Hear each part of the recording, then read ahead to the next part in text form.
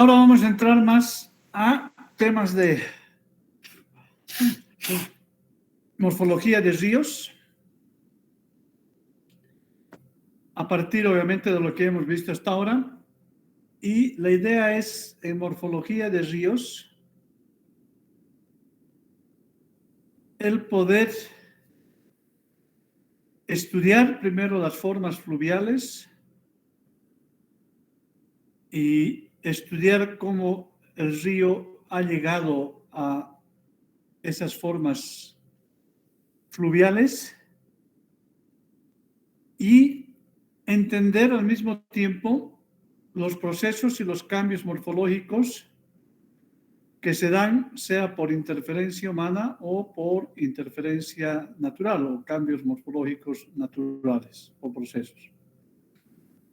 Y lo que tenemos que comprender bien es las respuestas del río a esos cambios, que pueden ser impuestos, como les decía, por la naturaleza o por cualquier otro tipo de involucramiento. Y esa respuesta del río, nosotros la vamos a ir siempre comparando con la situación que normalmente el río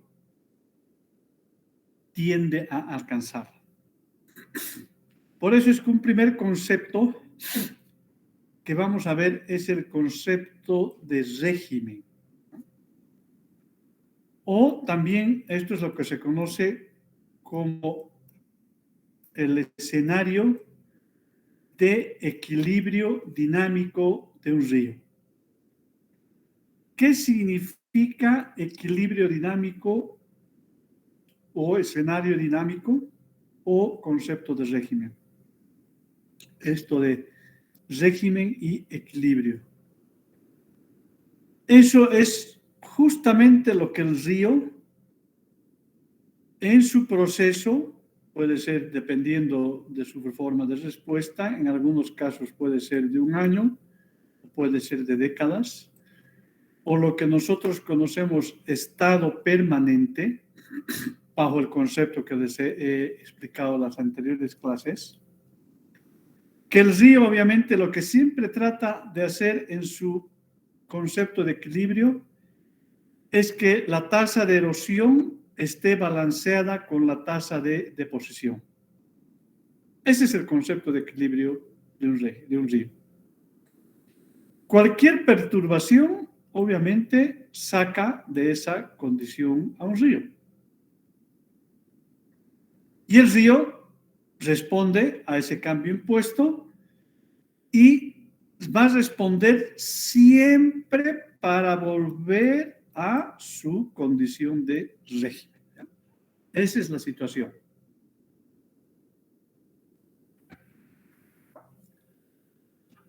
Y este concepto de régimen en realidad viene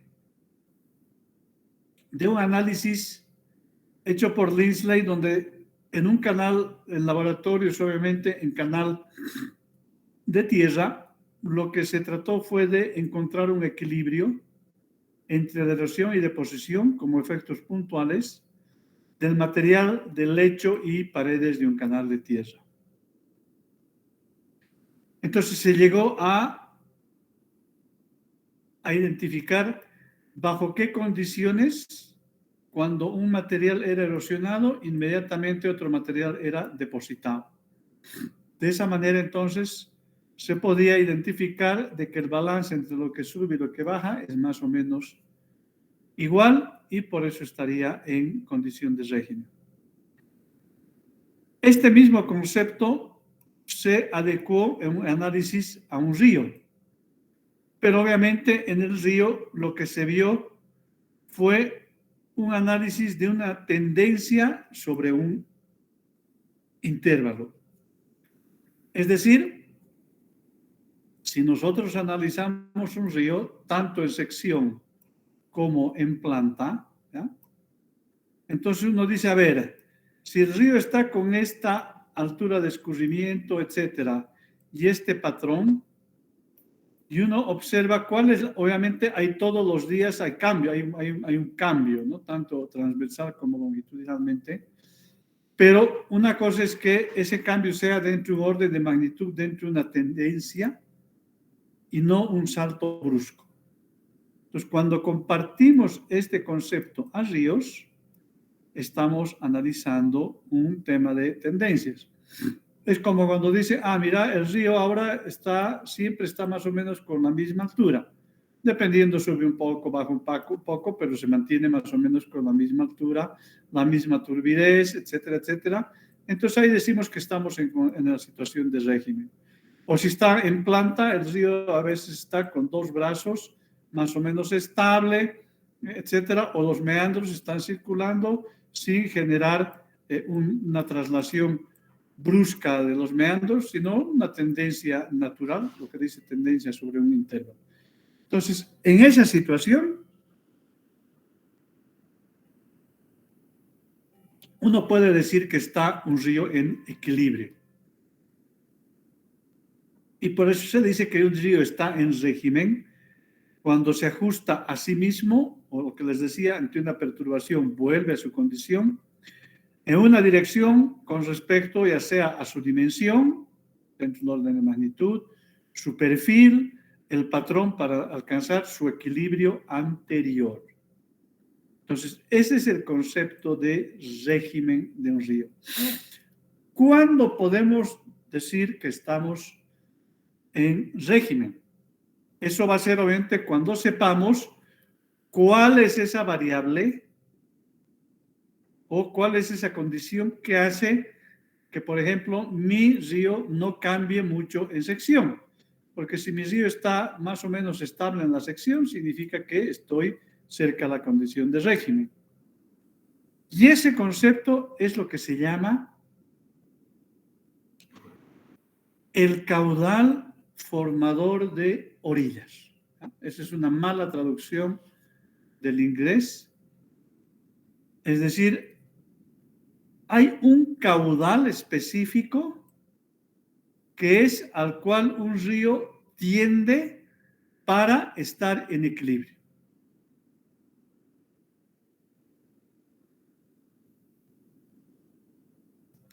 Entonces, este caudal es el que le da el patrón al cambio.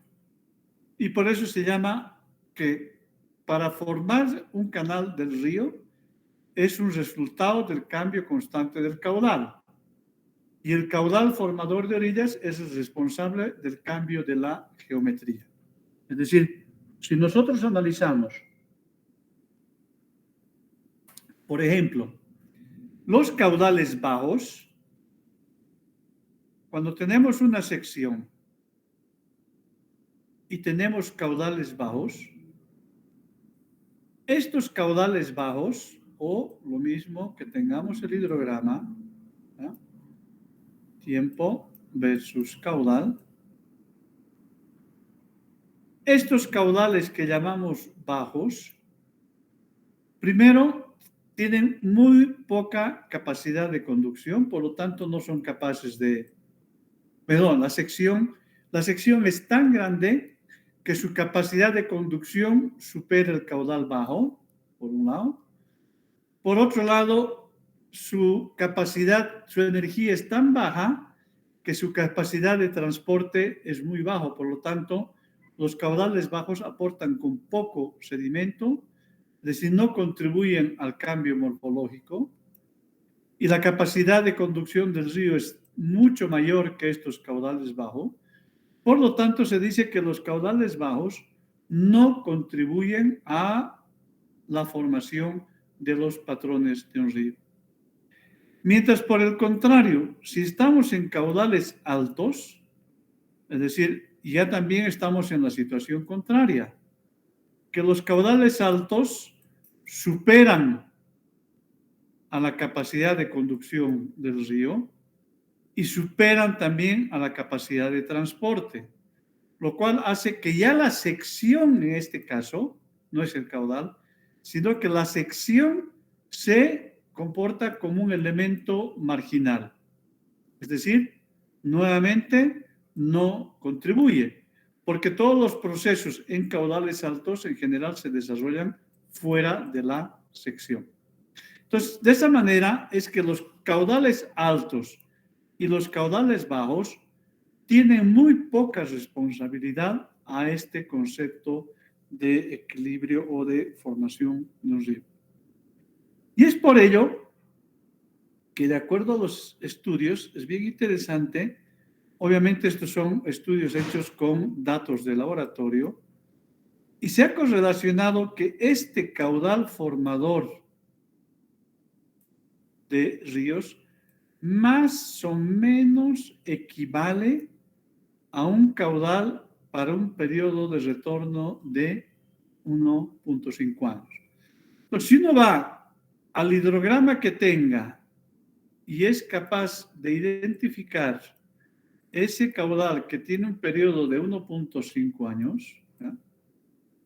Es decir, este caudal en la curva de ascensión y este caudal en la curva de recesión, va a ser el responsable de que nuestra sección cambie. Porque los caudales pequeños no cambian, los caudales altos tampoco. Entonces, ese es el periodo de retorno. Si ustedes se fijan, es interesante que este caudal formador de orillas está muy próximo al caudal medio anual de un río, ¿no? Porque el caudal medio es justamente aquel río, aquel caudal cuya probabilidad de que se repita es cada año. Es uno, por ejemplo. Es decir, es ese caudal que tenemos la seguridad de que al menos se va a presentar una vez al año. Y resulta que el caudal formador de orilla es un poquito superior. ¿Eso qué significa? Si ustedes analizan que la mayoría de los hidrogramas que tienen como pivote el caudal medio, es decir, hidrogramas que están alrededor del caudal medio, nos van a generar más cambios morfológicos que esos caudales que son o muy extremos, como los caudales altos, o muy bajos. Es decir, cuando un río se acerca a su régimen, llega a su régimen en la situación con el mayor cambio posible, lo cual no significa que sea la misma sección o la misma pendiente. Se han hecho algunas correlaciones y esta es una de las ecuaciones que nos permite a nosotros determinar justamente el valor o la magnitud, es decir, de un proceso estocástico a un proceso determinístico, el valor de este caudal equivalente a un periodo de aproximadamente 1.5 años. Y si ustedes se dan cuenta, miren, es función primero de la máxima capacidad de conducción, ¿eh? Y función de la pendiente. Es interesante. Esto desde el punto de vista de cambio longitudinal y esto desde el punto de vista de cambio transversal. Y si ustedes analizan, aquí tenemos la correlación. Bueno, esta siempre es, no se olviden, a veces se me olvida, es la pendiente siempre de la línea de energía. Esto es lo que se llama en inglés caudal formador de orillas, que es el bank full discharge, tiene esa palabra en inglés, bank full. Y si ustedes ven, acá tienen el caudal medio anual. Obviamente que está un poco desplazado. ¿Ustedes se fijan? Porque el caudal, si fueran ambos iguales, ¿cuál sería? Estaría a 45 grados, ¿no? Ahí la correlación sería 1 a 1. Pero si ustedes se fijan, está un poco desplazado. Y aquí ustedes tienen una correlación que es interesante también, y que a ustedes les relaciona. Si ustedes están analizando su río en esta sección, ¿ya? Esta les relaciona el caudal formador de orillas con el caudal medio anual. Entonces ustedes pueden correlacionar.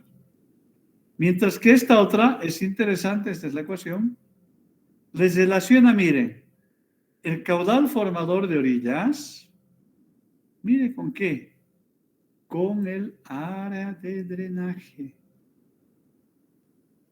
Y también ustedes pueden ver que hay una, no es una relación lineal, aquí está la ecuación, pero está muy bien correlacionada con respecto a esa variable un poco desplazada. Entonces, ¿qué significa? Ustedes dirán, ¿y esto para qué nos sirve? Ustedes van a tener en su puente, en lo que sea, un hidrograma. Será así, dependiendo del tipo de cuenca, etcétera, etcétera. Y en su hidrograma tendrán los caudales, ¿ah?, de sus eventos, y ustedes podrán comparar dónde se encuentra en su hidrograma este caudal formador de orillas. Y en función de la brecha que exista entre los dos, ustedes podrán determinar desde el punto de vista del caudal cuál va a ser el ajuste que va a tratar de hacer su río. Entonces, ustedes pueden decir, bien, mi caudal es este, con el cual yo voy a hacer mis cálculos, etcétera, pero mi caudal formador de orillas es este. ¿Cuál es la diferencia entre los dos? Si estoy muy cerca, ¿qué significa? Que voy a tener una sección bastante variable. Si estoy muy lejos, desde este punto de vista, voy a tener una sección que no va a ser muy variable. Es decir, su forma de sacarlo del concepto de régimen no va a ser muy perturbador con respecto a esta variable. Ojo, no es con respecto a todo el cambio morfológico del río, es simplemente con respecto a esta variable patrón. ¿Ya? Bien, eso es desde el punto de vista del caudal. Otro elemento que es interesante de analizar es el perfil longitudinal. ¿Ya? Es decir, si ustedes tienen su río, aquí distinguimos dos tipos de perfiles. ¿Ya?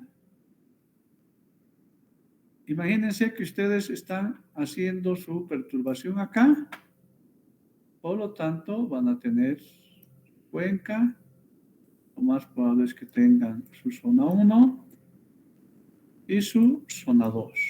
¿Sí? Hemos dicho, esta es la zona de alimentación, tanto de agua como sedimento. Y esta es la zona de transporte. Entonces, cuando hablamos de perfil longitudinal,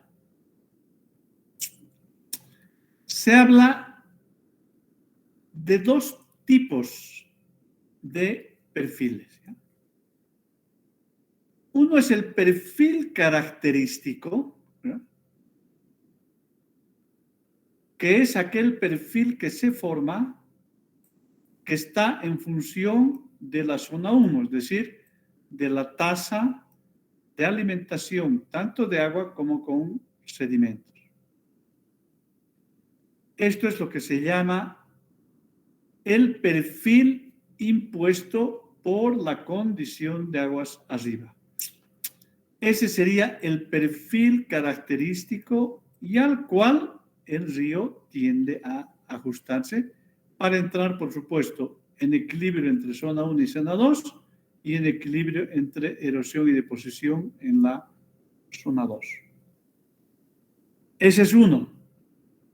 Sin embargo, también hay un segundo perfil que se llama, bueno, tiene otra vez una mala traducción, ese perfil que me genera en cada punto una localización. Es decir, cada punto acá tiene una coordenada y esto tiene un perfil, ¿eh? Que es función, por supuesto, del caudal y tamaño de las partículas. Normalmente, este es el que nosotros lo utilizamos a partir de un estudio topográfico y lo demás. Esto es lo que se llama también el perfil en una estación. ¿Y por quién es generado? ¿Quién le da el patrón a este perfil? Obviamente las condiciones de aguas abajo. Es decir, la zona de transporte, que es la zona 2. Mientras que ¿quién le da este perfil característico?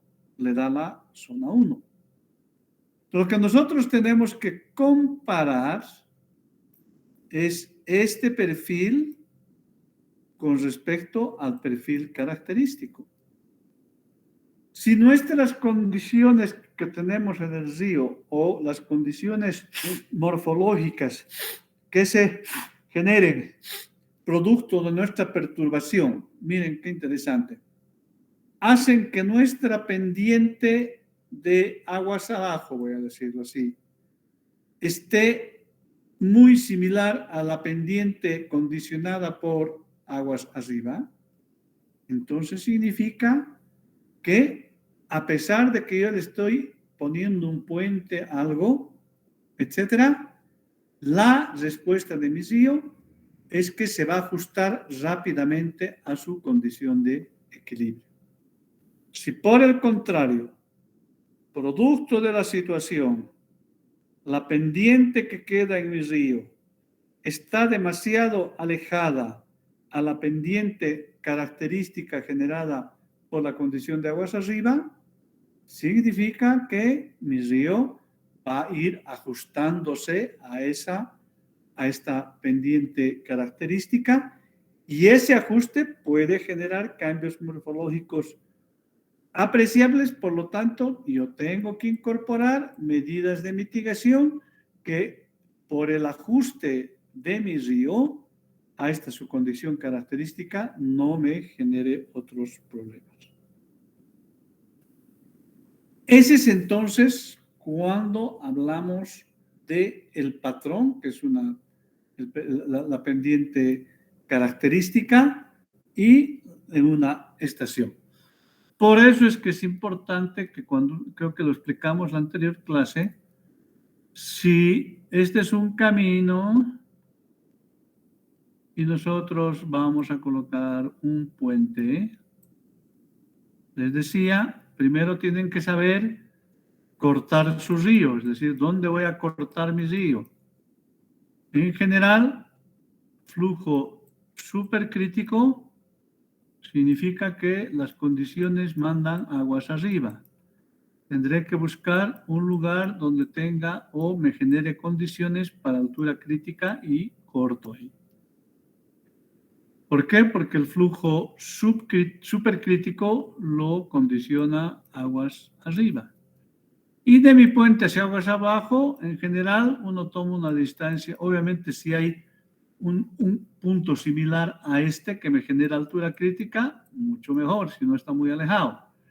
Pero si está muy alejado, es simplemente 4 o 5 veces la altura característica de la perturbación, que puede ser el ancho del puente, etcétera.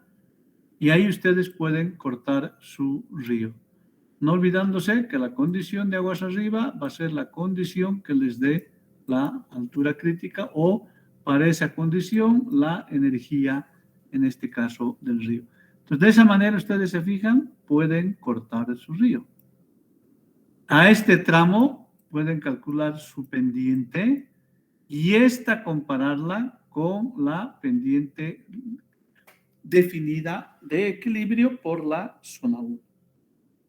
Entonces, esos son los elementos importantes para nuevamente hacer esta característica de lo que llamábamos, ¿se acuerdan en la primera clase? El contexto del río. Es decir, lo voy conociendo a mi río en su respuesta. ¿Para qué? Porque lo que tenemos que hacer es una acción anticipada. Pongo una medida de prevención o una medida de mitigación y me anticipo a lo que va a reaccionar mi río. Eso es básicamente lo que hacemos en este proceso. Ahí ustedes tienen nuevamente, si ustedes ven, la pendiente característica a la cual un río trata de ajustarse, fíjense, es función del sedimento característico, el de 50, y miren quién aparece aquí. Ya no es el área de la sección de capacidad de conducción del río, es el área de drenaje. Es decir, de ¿dónde está? Es función de toda esta área de drenaje. Claro, porque está condicionada por la zona 1.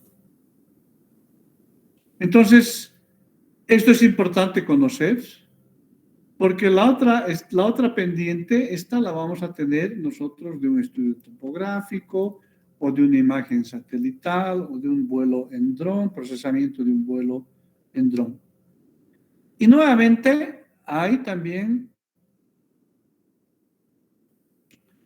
algunas recomendaciones sobre la capacidad de transporte que en un río, perdón, ¿dónde está?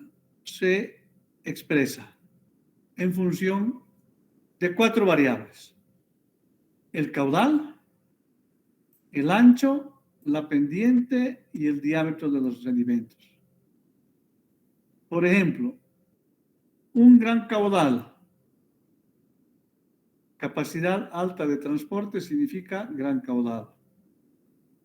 Capacidad alta de transporte también puede significar secciones transversales angostas. ¿Eso qué significa? Que genera erosión. Si es erosión, bueno, un gran caudal puede generar erosión. Una sección transversal angosta, es decir, mientras más angosta sea, también tenemos potencial erosivo. Pendientes fuertes, obviamente hay capacidad erosiva. Y si además granos pequeños, es decir, los esfuerzos de corte críticos de los granos son bajos y por lo tanto hay capacidad de moverlos. Esas son una de las características de una capacidad alta de transporte. Mientras que por el otro lado, un caudal muy bajo tiene escasa capacidad de transporte. Secciones transversales anchas, por ejemplo, tampoco favorecen a la capacidad de transporte. O secciones con pendiente suave o finalmente granos grandes, ¿no? Entonces aquí ustedes ven la diferenciación entre capacidad alta y escasa de transporte en un mismo río. Lo otro que es importante, este equilibrio que hablábamos, ¿se acuerdan? Que uno puede imaginarse que tanto con el agua, que al agua como una cinta transportadora que puede transportar más o menos sedimentos dependiendo de su velocidad, y la cinta transformadora transporta, sin embargo, solo sedimento. Entonces, este es un poco lo que es capacidad de transporte frente a una tasa de alimentación. Es decir, pueden imaginarse el agua como una cinta transportadora que puede transportar más o menos alimentos dependiendo de su velocidad, es decir, su capacidad de conducción. Y aquí obviamente está la alimentación. Y por supuesto, eso genera dos procesos. El primero, que dice sedimentación y erosión en un lecho. Dice cambio del nivel del lecho, este es el lecho inicial, a lo largo de una sección de flujo por deposición de sedimentos. ¿Cómo se deposita? Cuando la afluencia, la flecha verde, es mayor a la capacidad de transporte. Es decir, cuando nuestra tasa de alimentación es mayor a nuestra capacidad de transporte, el río siempre tiene un pivote. Y a partir de ese pivote, ¿qué va haciendo? Va depositando. ¿Por qué? Porque la tasa de alimentación es mayor.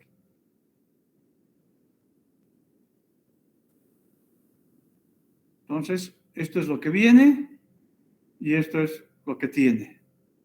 Si lo que viene es mayor a lo que tiene, si ustedes se fijan, ese va a ser el cambio. Entonces, si la carga de sedimento es mayor a la capacidad de transporte, se deposita el sedimento en la superficie del lecho. La deposición provoca un movimiento rotacional del lecho alrededor de un punto fijo, lo que es decir, es un umbral, una roca, una barrera, lo que sea. Y de esa manera un aumento en la pendiente longitudinal. Por la pendiente longitudinal mayor se eleva la capacidad de transporte.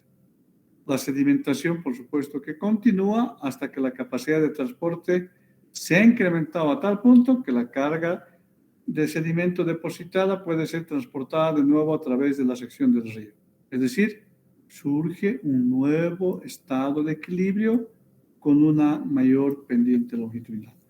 Lo que les decía, las situaciones del régimen, no es que si yo antes el río erosionaba 10 y depositaba 20 y formaba este perfil y sección, que el río siempre vuelve a erosionar 10 o depositar, no. El río vuelve a esa condición, que puede ser erosionar 50, depositar 50. Entonces, eso es lo que se llama el concepto de equilibrio, que no es volver a las mismas variables, sino volver al mismo comportamiento. Entonces, esta ya también va a ser su condición de equilibrio y donde ustedes van a encontrar el nuevo balance. Y lo mismo sucede si la carga de sedimento es menor a la capacidad de transporte del río. El río entonces toma sedimentos del lecho y este se erosiona. La erosión ocasiona un movimiento de rotación del lecho alrededor de un punto fijo y la disminución de la pendiente. Debido a la pendiente longitudinal menor, disminuye la capacidad de transporte, por supuesto. La erosión avanza hasta que la capacidad de transporte ha disminuido de tal modo que corresponde a la carga de sedimento, es decir, una nueva condición de régimen. Se da entonces un nuevo estado de equilibrio, pero con una pendiente longitudinal menor. La erosión puede limitarse por la formación de una capa superior en la superficie del lecho. En este caso, si bien se estabiliza el nivel del lecho, la sección del río, sin embargo, se encuentra solo en un equilibrio aparente. Es decir, esta es la otra situación, cuando la carga de sedimentos, es decir, lo que estamos alimentando, es menor lo que puede transportar el río. Entonces, la sedimentación, dice, la erosión del lecho resulta siempre en un balance entre lo que es el sedimento y la capacidad de transporte. Los procesos arriba mencionados pueden producirte una crecida de agua aislada o seguir vigentes durante un largo tiempo y manifestarse recién después de años o décadas. Entonces, estas son las cosas que nosotros tenemos que analizar. ¿Hacia dónde tiende mi? Acá, esto es lo que se llama la agradación, mientras que esto es lo que se llama la degradación que habíamos explicado en anteriores clases. Aquí tenemos entonces un resumen de la morfología de ríos y hasta aquí entonces hemos estudiado los cambios morfológicos, en sección y longitudinalmente. En este caso, ¿qué nos está diciendo? Que si la carga de sedimento es la mayor de la capacidad de transporte, ¿sí? Y muchas veces, por ejemplo, en el caso del río Rocha, imagínense que ustedes están en el río Rocha, ¿no?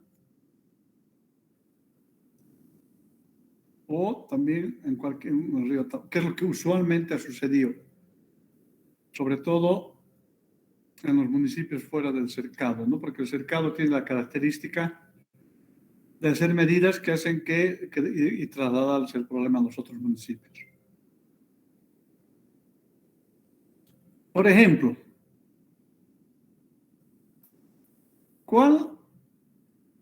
ustedes normalmente lo que hacen los municipios es dragar, ¿sí? ¿Se han fijado? Viene una crecida, ha inundado, etcétera, etcétera, e inmediatamente proceden a dragar. Eso es lo que usualmente hacen, ¿sí? Entonces, imagínense que ustedes están en esta condición, ¿no? Donde la carga de sedimentos, es decir, esto que estamos hablando aquí, este paleo, es mayor que la capacidad de transporte del río.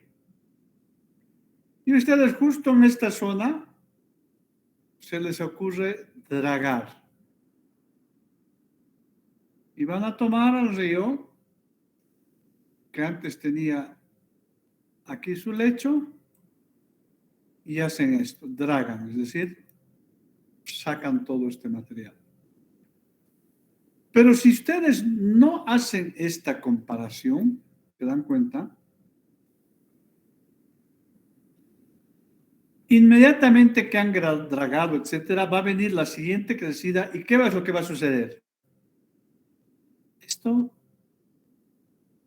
Porque lo que ustedes están haciendo al dragar es simplemente mantener esto, bajarlo, ¿ya?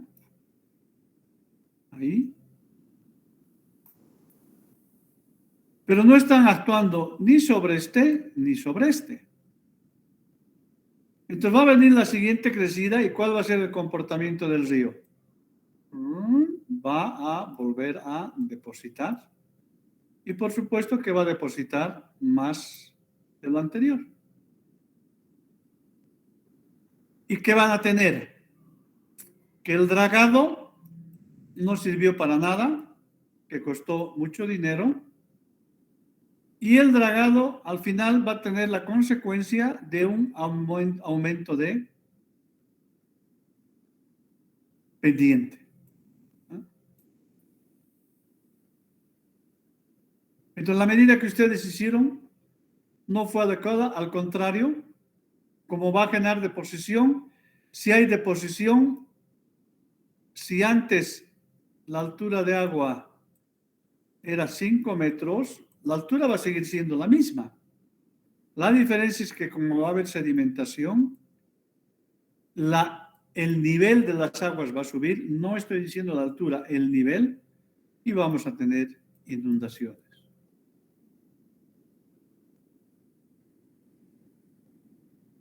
Y esto es más grave todavía,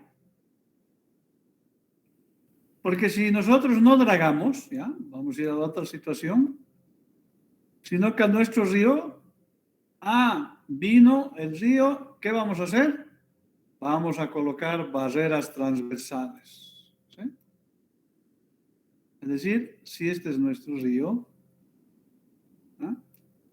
le voy a colocar un dique de gavión acá y voy a decir, y mi pendiente de compensación yo quiero que se deposite aquí arriba y además le voy a poner otro dique acá y así se va a comportar mi río. ¿Ya? Y eso, si la carga de sedimentos es menor a la capacidad de transporte, ¿qué va a suceder? Que allá donde ustedes querían que se deposite, que esto estaba asumiendo que esto iba a suceder, no, el río va a agarrar esto como pivote, porque van a tener ustedes una obra que es un dique de esa forma, ¿sí? ¿Qué va a agarrar el río? Va a agarrar esto como pivote.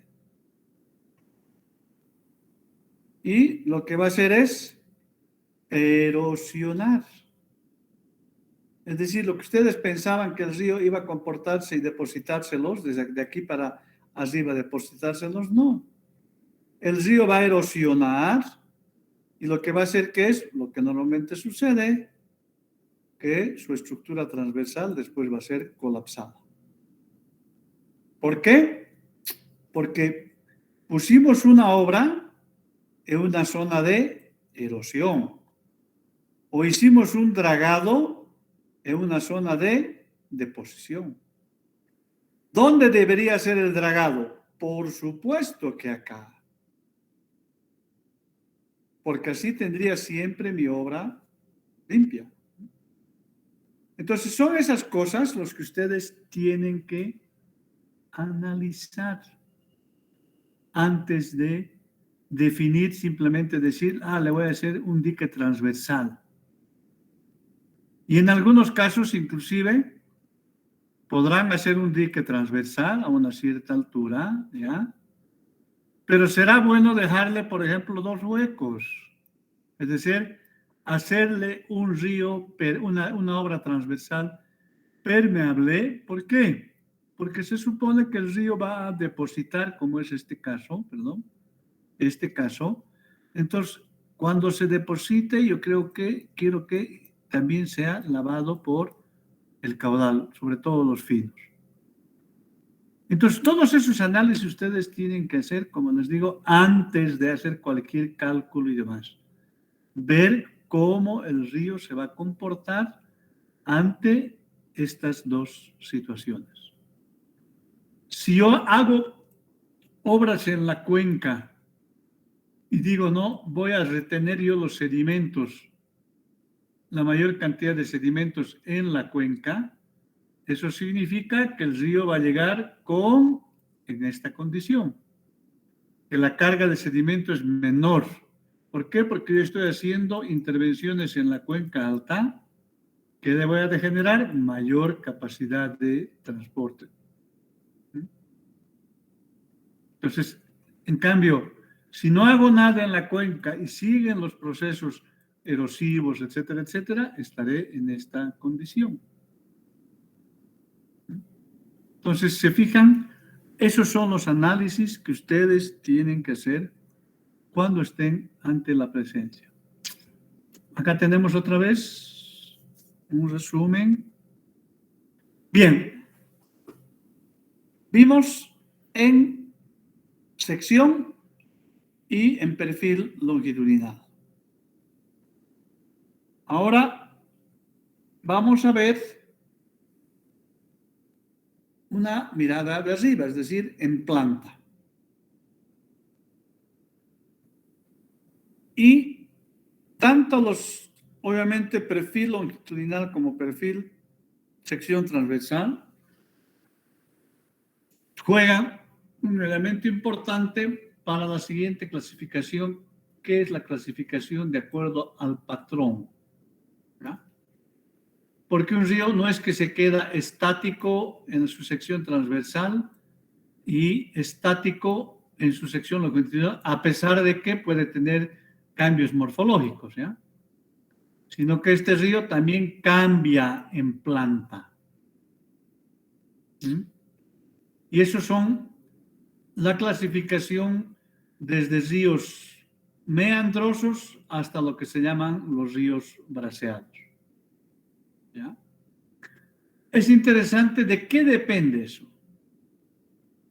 Depende de 2 conceptos que se denominan sinuosidad. Una es la sinuosidad hidráulica y otra es la sinuosidad topográfica.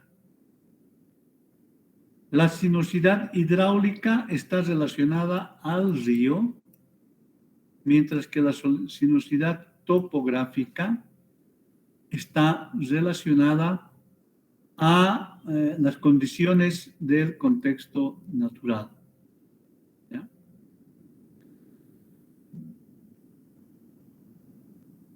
Y en función de eso se clasifican los ríos. Se dice que un río es recto o sinuoso. Obviamente, no hay ríos rectos. Cualquier río siempre tiene un mínimo de curvosidad, o se llama también sinuosidad. Y cuando la sinuosidad es menor que 1.5, se dice que los ríos tienen un patrón de canal más o menos recto o con poca curvosidad. Obviamente, poca curvosidad puede ser, no significa que esta, y de esa manera el río en planta puede tener diversos cambios. Se dice que es meandroso cuando es mayor a 1.5, es decir, ¿qué significa meandroso? Es esto, ¿sí? Cuando esta sinuosidad compuesta es mayor a 1.5, se dice que el río tiene una tendencia a generar meandros.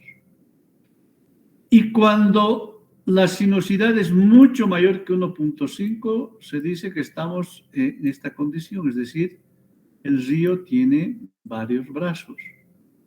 Aquí está encajonado en una zona y por dentro desarrolla varios brazos. Eso es lo que se llaman los braceados o no sinuosos. Algunos le llaman también trenzados. Algunos tienen un brazo por aquí, otro brazo por acá, pero dependiendo de la condición, estos se van también trenzando. ¿Qué es la sinuosidad?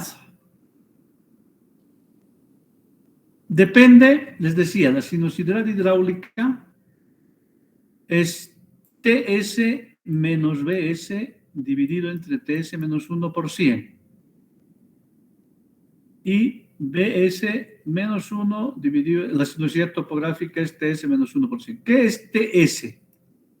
¿Qué es este valor?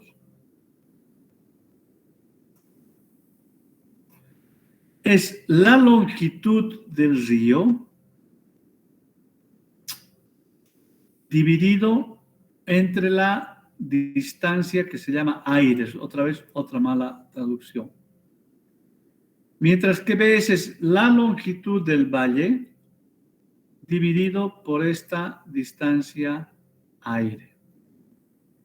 ¿Qué significa, por ejemplo, cuando estamos en un río de una cierta pendiente, digamos el Espíritu Santo? Podemos tener en un cañadón, ¿ya? ¿Qué es la longitud del río? Es lo que el río desarrolla, ¿ya? Y si es de ese estilo, es esa longitud total. ¿Qué es la longitud del valle? Uno puede decir, es más o menos, imagínense, no del río, estoy hablando del valle, es decir, de este cañadón, voy a decir. Yo tomo los puntos medios y grafico eso es lo que se llama la longitud del valle. La trayectoria del río es la longitud del río. ¿No? En un río meandroso, por ejemplo, que esté en una situación así, la longitud del río es todo esto, mientras que la longitud del valle es esa. ¿No? ¿Qué es la distancia aire? Es un poco cuando ustedes se ponen en el río y pueden decir, a ver, sin que algo me perturbe, ¿cuál es la distancia que yo puedo mirar en el desplazamiento de un río sin que algo me perturbe? ¿Ah? Esa es la distancia aire. Entonces, de esa manera, aquí tienen una esquematización. Esta es la longitud del canal, el Talweg, que es la longitud del río, lo que alguna vez hablábamos. Y aquí están las diferentes sinuosidades. ¿Se fijan? La sinuosidad hidráulica, SI menos BI dividido entre SI. Bueno, esta es la nomenclatura de alemana. ¿Ya?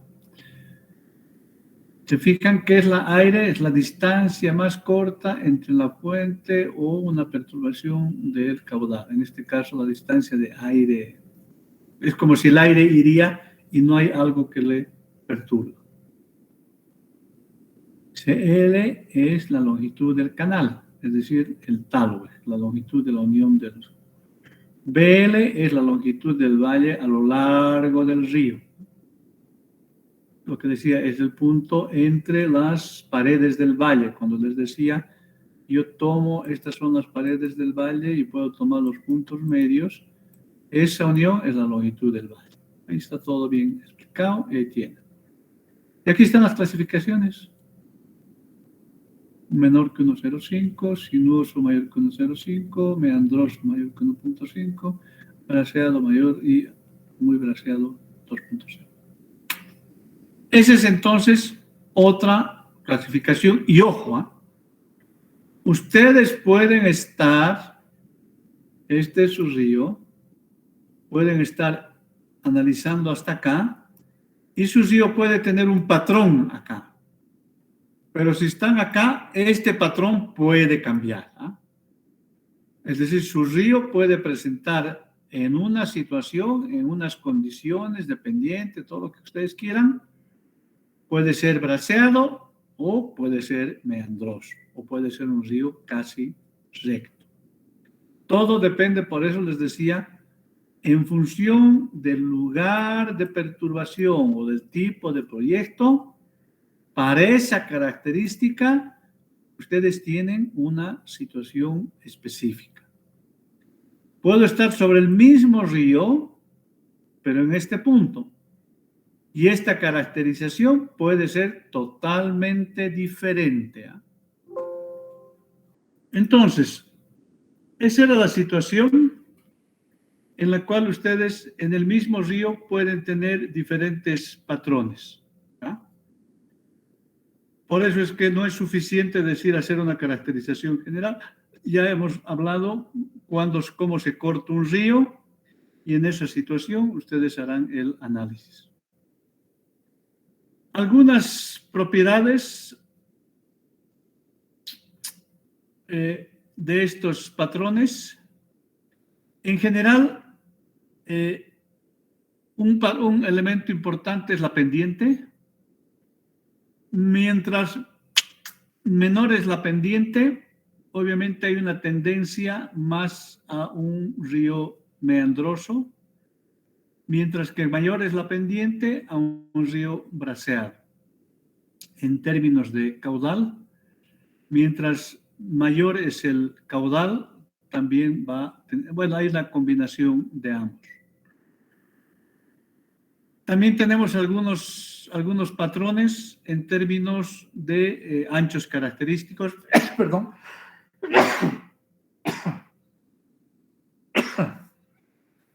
En general, por ejemplo, los braseados, los anchos de los brazos son en general uniformes, pero son angostos y poco profundos. Los braseados son ríos más estables que los meandrosos, por ejemplo.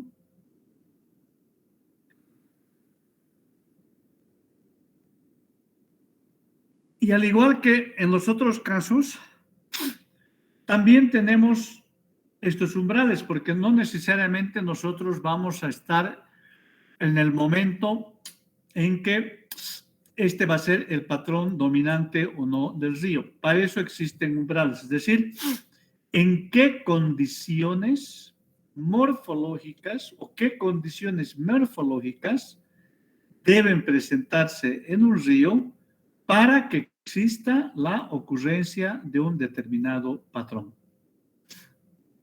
Y esas son algunas ecuaciones que están en general en función a estas dos variables. Al caudal, que obviamente tiene que ver con, no se olviden que el caudal es una variable independiente, y a la pendiente, que es una variable dependiente. Es decir, el río no puede reaccionar ante el caudal, pero sí puede reaccionar ante la pendiente. Y ahí tenemos algunas expresiones y que en general han sido llevadas también a gráficos en función a ciertas variables que siempre, ojo, están asociadas a la condición de equilibrio. Por ejemplo, acá ustedes tienen el caudal a sección llena, ¿no? Es decir, si esa es su sección característica, cuánto es ese caudal y la pendiente del caudal del río. Y aquí les da el umbral, es decir, si ustedes están en ese par por aquí, significa que la tendencia de sus ríos para esas condiciones va a ser meandrosa. Mientras que si ustedes están en algún punto sobre este límite, este umbral, la condición va a ser de carácter braseado.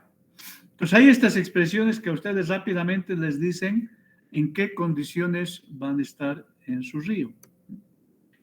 Y aquí tienen un resumen también de estas clasificaciones en función del grado de sinuosidad, el grado de tensamiento, el grado de modificación, si es de carácter sinuoso, cuáles son sus condiciones, es decir, hay una serie de explicaciones asociadas a cada una de estas clasificaciones. Ahí vamos a quedar.